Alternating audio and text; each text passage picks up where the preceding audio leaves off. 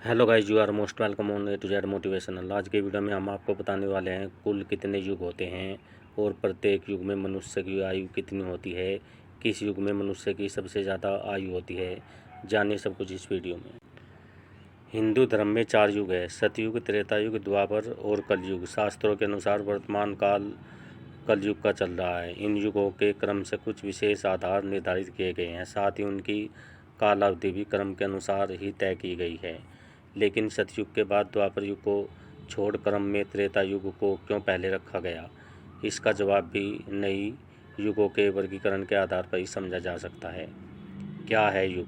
युग का अर्थ होता है एक निश्चित समय या निश्चित समय अवधि।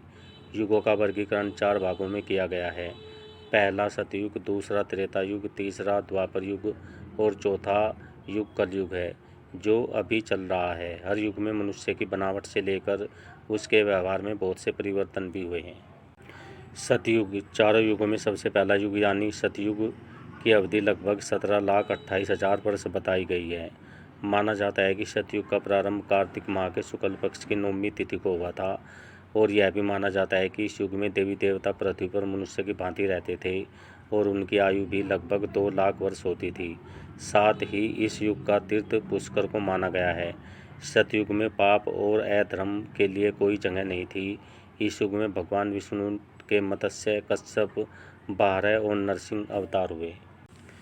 त्रेता युग सतयुग के बाद त्रेता युग का शुरुआत होती है। शास्त्रों में इस युग की अवधि लगभग 12,28,000 मानी गई है। वहीं धार्मिक ग्रंथों के अनुसार त्रेता युग की शुरुआत बैसाख माह की शुक्ल पक्ष की तृतीया तिथि से हुई थी। मान्यता यह भी है कि इस युग में मनुष्य की आयु लगभग 10,000 वर्ष होती है थी और इस युग का तीर्थ नैमिषारण्य था। इस युग में अधर्म का नाश करने के लिए भगवान विष्णु के 3 अवतार हुए थे।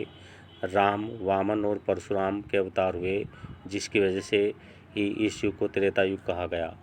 नंबर 3, द्वापर युग। द्वापर युग में भगवान विष्णु ने श्री कृष्ण के रूप में अवतार लिया। इस युग में श्री कृष्ण ने कंस का वध किया, महाभारत के युद्ध में गीता का उपदेश दिया। हिंदू शास्त्रों में वर्णित है कि द्वापर युग की अवधि लगभग 8,64,000 थी और यह युग माघ माह के कृष्ण अमावस्या से शुरू हुआ था और इस युग में मनुष्य की आयु लगभग 1,000 वर्ष बताई गई।